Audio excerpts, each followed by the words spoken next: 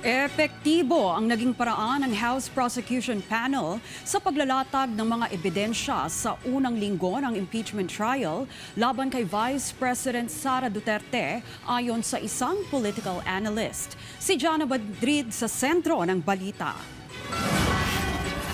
Sa nakalipas na 3 araw ng impeachment trial ni Vice President Sara Duterte, nakatuon ng prosekusyon sa paglalatag ng kanilang kaso sa ilalim ng Article 4 ng impeachment complaint. Sa pamamagitan ng mga video evidence, mga dokumento at testigong iniharap, binigyang diin nila ang aligasyon ng grave threats at assassination plot laban kina Pangulong Ferdinand Marcos Jr., First Lady Liza Araneta Marcos at dating House Speaker Martin Romualdez. Ayon sa political analyst na si Froilan Calilong, sa nakikita niya sa unang linggo ng paglilitis na nagiging epektibo ang paraan ng prosekusyon sa paglalatag ng kanilang kaso. Na talagang meron talagang great threat na masasabi.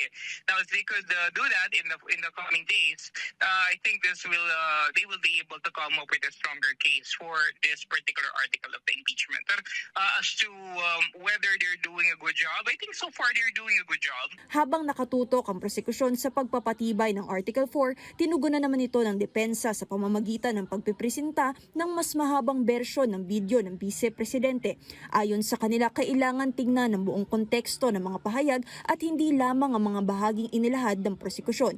Pero para sa political analyst na si Antonio Contreras, higit pa sa legal na aspeto, mahalaga ring tingnan ang bigat ng mga pahayag dahil nagmula ang mga ito sa pangalawang pinakamataas na opisyal ng bansa.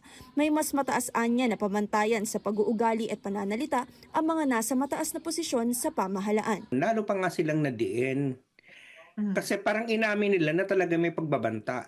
Inamin na rin ng depensa na mayroong ganong video. Na yung video nag-exist. At sinabi naman talaga ng Vice Presidente yun, binibigyan lang nila ng rationalization. Sa kabila ng magkaibang paninindigan ng magkabilang panig, nananatiling sentro ng Article 4 ang aligasyon ng grave threats. Ito ang sinisikap patunayan ng prosekusyon habang patuloy naman itong kinekwestiyon ng depensa sa pamamagitan ng pagbibigay ng mas malawak na konteksto sa mga pahayag ng Vice Presidente. Pag ikaw ay magbabanta sa buhay ng Pangulo, klaro na it doesn't matter whether you were triggered.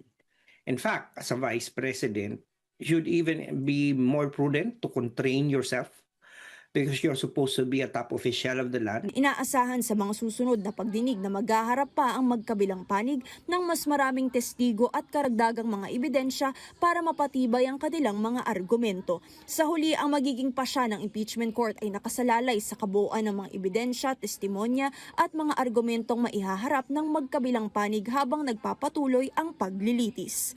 Jana Madrid para sa Bayan.